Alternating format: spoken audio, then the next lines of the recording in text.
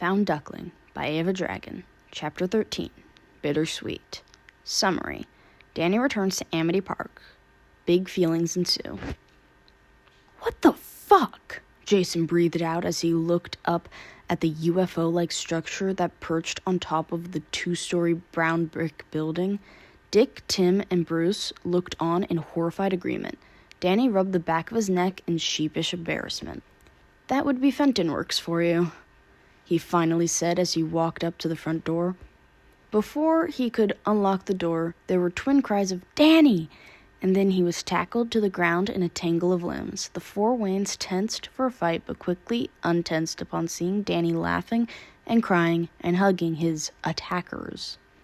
Danny had tears running down his face, and the two teens were in a similar state. The other boy was a light-skinned African-American young man who was wearing a yellow shirt, tan cargo pants, and red beret. He had teal eyes and glasses. The girl had large violet eyes and was dressed mostly in black. "Tuck, Sam, man, I've missed you guys so much," Danny said as he untangled from the dog pile. "Let me introduce you to my family." He helped his friends up and then turned to face his family. "Sam, Tuck, this is my dad, Bruce, and 3 of my siblings, Dick, Jason, and you've sort of already met Tim. Guys, these are my 2 closest friends. They were there the day of my accident, Sam Manson and Tucker Foley." "I hope you haven't forgotten about me, little brother," said a familiar voice behind Danny. Danny whipped around so fast he was floating. Then it was his turn to attempt at tackling the speaker. The 4 Waynes were taken aback as the young woman could have passed as a younger version of Babs. She had the same red hair and almost the same color blue eyes. But this young woman was standing, and she was tall. Like almost as tall as Jason. Somehow she had managed to keep her footing, but then the Waynes noticed she had braced herself as if she was expecting Danny to float tackle her. Danny was crying again. "Jazz, I thought you were in school," Danny said through his sobs. "Tim texted me and said you were coming. I thought it would be a good surprise," Jazz said as she clung just as hard to Danny. Sam and Tucker had soft smiles on their faces, and the 4 Waynes stood there in happy silence while Danny was reunited with Team Phantom. "Danny, dude, do you want me to make sure the security system won't shoot you when you go in?" Tucker said as Danny and Jazz finally broke apart. "Yeah, let me unlock the door first," Danny replied as he walked back up to the front door. He phased his hand through the various locks and then opened the door. The Waynes watched as Tucker walked in and opened a panel about halfway down the hall.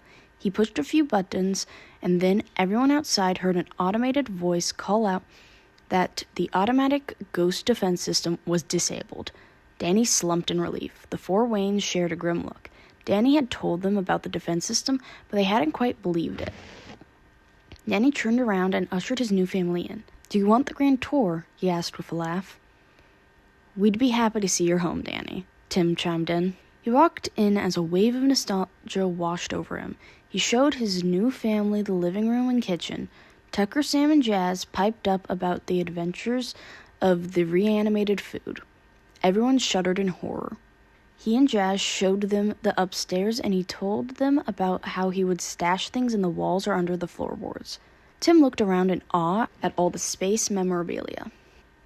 "You really are a space nerd," Tim laughed at his younger brother. "Yeah, I actually wanted to be an astronaut before the accident. In fact, I used to go to space camp and everything. I had tentative acceptance offers and everything. All I had to do was keep my grades up in high school, and then I was set for a full ride to whichever college I wanted. The accident kind of killed that."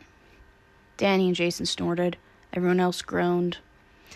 "That's why I went into mechanical and aerospace engineering. I figured since I can't go to space anymore, I can at least help others reach the stars." There was a sound of intense, wistful longing in Danny's voice that tears pricked the eyes of everyone in the room. He rocked out and threw a baleful glare at Jack and Maddie's room. Damien would have been proud of his glare. Finally, it was time. He led them down to the lab. He trembled as he stood before the entrance to the lab. Jazz came up behind him and placed her hand on his shoulder. The gesture gave him both comfort and courage. He opened the door and walked in. Various weapons were strewn about, and there was evidence of previous experiments blowing up, tossed in the corners.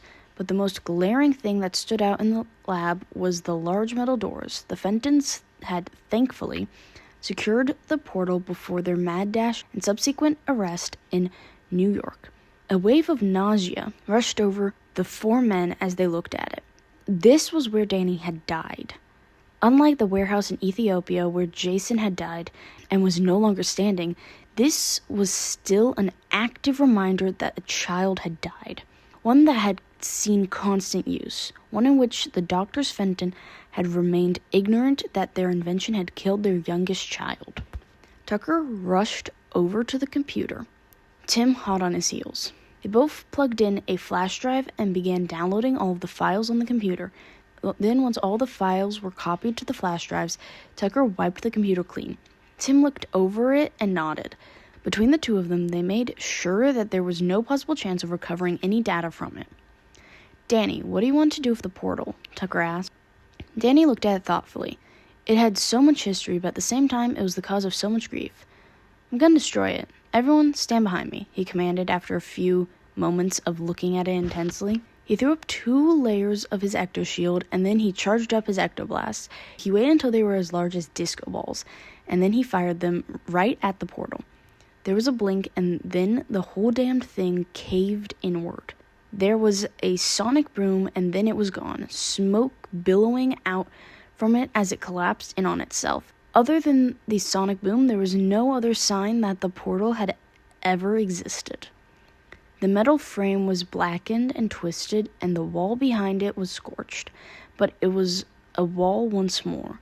Danny sagged forward, and Tim raced forward and caught him before he face-planted. He turned a grateful smile towards his brother. He whispered in Tim's ear to help him back upstairs, which Tim was only too happy to do. "What needs to be done now is that we need catalog all of the weapons that they still have here," Danny said once he regained some of his strength.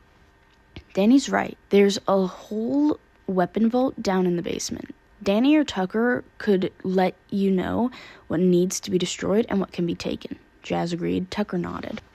"Don't forget the weapons cache up here," Sam pointed out. Danny facepalmed. Tucker looked like he was sucking a lemon, and Jazz looked like she was contemplating murder. "We also need to do something with the Ops Center." "Ops Center?" Tim squeaked out. "The UFO on top. It actually disconnects from the building and acts like a slow-flying blimp," Jazz explained. "Holy fuck!" Jason gasped. "You weren't kidding about your parents being mad scientists." Team Phantom snorted in unison. "I mean, they did attack the UN summit, and you're just now realizing that?" Danny snarked. Everyone laughed, even though Danny and Jazz had tears in their eyes. "Jazz, I want you to know, even though you're an adult now, my house is always open to you. You're Danny's family, which means that you're our family too," Bruce said once he noticed that Jazz and Danny had gotten control of their tears. Jazz looked up at him in surprise. "Are you offering to adopt me, Mr. Wayne?" she asked in shock. Jason, Dick, and Tim cackled softly from where they were perched in the corners. "You can call me Bruce, if that's what you want. If not, that's fine too. I can help support you in college. Again, if you want." Jazz shook off her shock. She had been thinking about changing her name anyways. The gods only knew she definitely didn't want to be associated with the Fentons anymore. But she wasn't sure that she wanted to be associated with such a high-profile name like Wayne either. She looked at Danny, but he gave her a look as if to say, "It's your choice." She gave him a look back that said, "You're not helping." Danny snorted. "To be honest, Bruce, I was considering changing my name, but I don't think I'm ready for being a part of the Wayne lifestyle just yet. But I am considering changing schools. Gotham University has one of the best psychology programs in the world, and my scholarship won't transfer. I wouldn't mind the help with school costs," Jazz said after coming to a decision. We can be school buddies, Danny said happily. Jazz chuckled. I would be happy to, Bruce said with a small smile. The same goes for you two, Sam and Tucker. The manor will be open to you whenever you come to Gotham. Sam and Tucker, mostly Tucker since his fanboy crush was in the same room with him, had dropped their jaws open. Sam didn't necessarily need the Wayne money, but she would use Danny's connection to them just to spite her parents, and ruthlessly so, especially since they had long hated her friendship with Danny.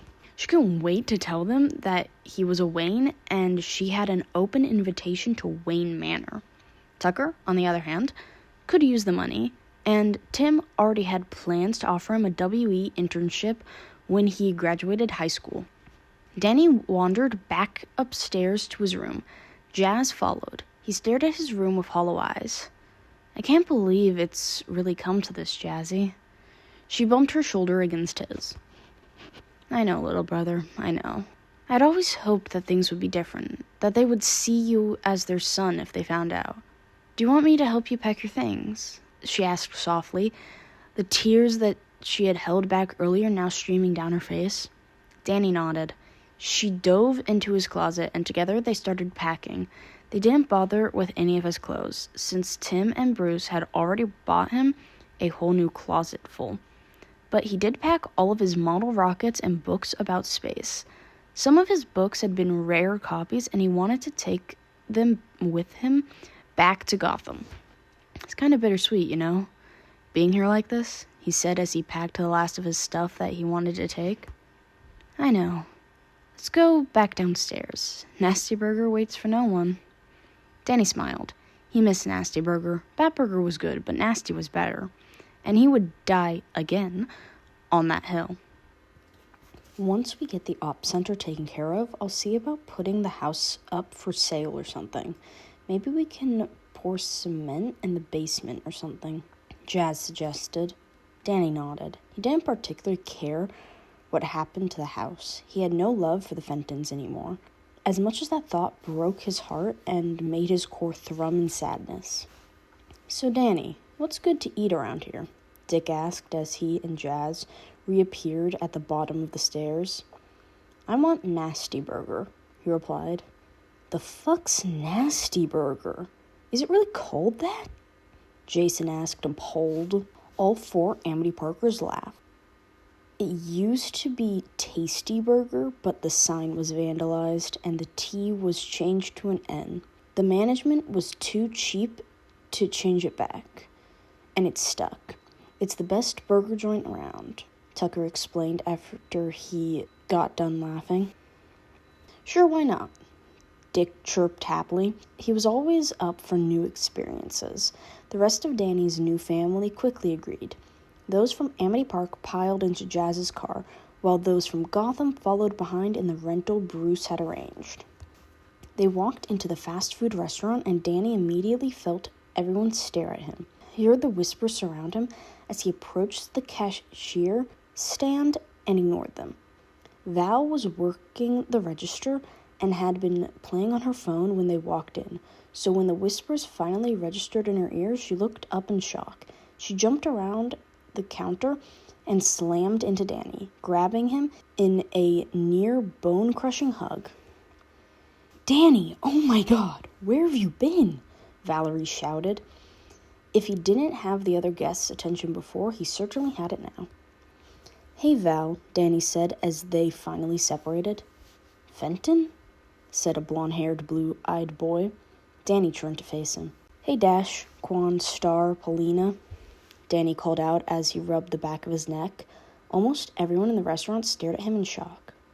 But how? The Fentons were saying that Phantom killed you and was possessing your body, and that they'd finally captured Phantom and turned him over to the GIW. Val finally asked what everyone was thinking. Well, the Fentons were obviously full of shit and crazy as fuck. I mean, they were the local mad scientists for a reason. Or did you miss the whole attacking the UN summit thing? Danny bit out sarcastically. After that, the manager of Nasty Burger came out and gave Danny an awkward side hug, and then insisted he get his meal for free. The Waynes and the Amity Parkers pulled two booths together while they ate. There was a fierce debate between Dick, Jason, and Danny about which burger was better. Danny maintained that Nasty was better. Dick said they both tasted good, while Jason fiercely defended Bat Burger. Yeah, but the fact that Nasty sauce is combustible wins hands down, Danny finally snapped out. The Gothamites looked at him in horror. Danny, what the fuck? Tim breathed out. Oh yeah, it gets maintained in a pressurized pot. If it gets above a certain point, it can explode, Tucker said offhandedly. The Gotham natives swiveled their heads to him and paled further. But that's what gives it its flavor, Danny agreed. Jazz and Sam nodded. Again, what the fuck? This time it was Jason, but it wasn't a question. What the fuck? Jason breathed out as he looked up at the castle that loomed over them as they pulled into the Circle Drive. They knew that Vlad Masters was rich, but come on, a castle? That was overdoing it. Before they left Amity, they had stopped by the mayor's mansion to make sure that the portal there had been shut down. It hadn't, so Danny repeated the process of imploding it like he did the Fenton portal. Now he and the Waynes were staring at the monstrosity that was Vlad's Wisconsin castle. Danny snorted at Jason's comment. You think this is bad? Just wait till you see the inside, Danny said, dipping into his ghostly vibes to give the warning a bit of an ominous tone. The Waynes just looked at him, not sure if they actually wanted to go inside. He cackled like a proper mad villain would. Tim smacked him on the back of his head. They walked into the castle and Jason repeated his curse. It was a Packers memorabilia nightmare. Danny cackled again at their faces. Danny led them on a tour of the castle. Everywhere they looked was loaded with the green and gold of the Green Bay Packers merchandise. Danny told them that he attempted to buy the football team, but they wouldn't sell the team to him, even though Vlad had tried overshadowing the manager. The team threatened to riot if the sale went through, so Vlad had to back out of the purchase. The Waynes chuckled. Did he do that a lot, overshadow others to get what he wanted? Bruce asked when he stopped laughing. Danny looked thoughtful for a moment before he finally answered. Yes, in fact, that's actually how he made all of his money. He would scout out businesses that were doing good or projected to do good. He would go in with an ironclad contract in his favor and have one of his duplicates overshadow whoever he was meeting to sign the contract. The other business would be sold for pennies on the dollar. Once the meeting was done, the other person would have no memory of the meeting. There were a few who tried to sue, but again, ironclad contract. Bruce and Tim both looked like they were sucking lemons after Danny finished his explanation of how Vlad had came into his money. They both knew that his rise to money had been suspicious, but they just didn't realize how bad it was. So what will happen to his company now? Dalvco, wasn't it? Tim asked. Tucker and I found out that he did for sure name me heir to his company, and I sure as hell don't want it. Danny said she doesn't either. I was thinking of either selling it back to the original owners or maybe having Tucker take over. Tim and Bruce had one of their silent conversations before Bruce spoke up. Why not both? Have Tucker take your place as the heir to the company and then see if any of the previous owners want to step in as a board of directors. We can tell them that Vlad had mind manipulation powers. Tim and I will be with you the whole way. Before Bruce could say anything, Danny's breath puffed out in a blue mist. Everyone present except Danny tensed and looked around. Hey, Dairy King, Danny called out. The Waynes looked around, and then in front of them, a short, portly man with glowing green skin and a large piece of cheese on his head appeared in front of Danny. He had a stereotypical red royal robe and scepter.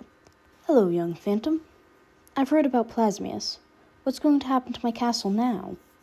He asked a little plaintively. Well, once we sell all of the Packers shit, then I was thinking about restoring this place to its original look.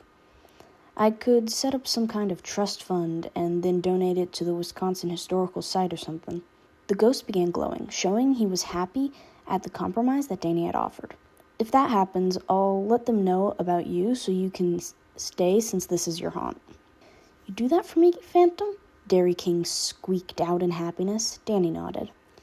We can set up the funds from Dalvco, Tim said as he watched the ghost and half-ghost interact. They only spent a few days at the castle. It didn't take them long to sell the Packers memorabilia. Vlad had surprisingly good taste and lots of collectible stuff that sold for good money. By the time they had sold everything, Danny had collected almost $500,000. Vlad may have spent more than that collecting it, but Danny didn't really care. As he watched the last of the boxes leave, he heaved a sigh. What was that for? Tim asked as he bumped his shoulder. It's just really hitting me, you know? I don't regret what I did to Vlad. He was a fucking asshole from the moment I met him. He was trying to kill Jack, fuck Maddie, and wanted to make me his son. He routinely kidnapped, tortured, and tried to kill me. But seeing his castle like this, it's just... Me and Danny are really the only two of our kind, and even then, Danny doesn't really count. As a clone, the realms consider her a mirror-born rather than a true halfa like me. Yes, she does have both a human form and a ghost form, but she wasn't born a human. She was created, which in the infinite realms apparently makes a big difference in how she's classified. Like I told Jazz back in Amity, it's all just kind of bittersweet. Danny heaved another sigh. Tim kind of understood, but also not really. He'd lost both parents, but he wasn't an endangered species. He hadn't had to leave his home behind, but he was still here with his brothers, supporting him in any way he could. Come on, Danny, let's go home. Danny turned and surveyed the castle once more. The entrance to the creepy villain basement had been sealed off, and just like the other portals, Danny had destroyed the last man-made portal. He turned to Tim with a sad and melancholic smile on his face and nodded. Gotham was fast becoming his haunt, and it was time to get back to it. Notes: Bat Clan. Thank fuck the Fentons didn't live in Gotham. Danny: I know, right? Amity Parkers: You're not dead? Danny: Describe dead. Bruce: New daughter. Jazz: Only if you're paying. Bruce: It's not like I'm going to run out of money anytime soon. Danny: Hey Tucker, you want to be a millionaire heir? Tucker: What? Danny: I'm gonna give you Dalvco. Tucker: What?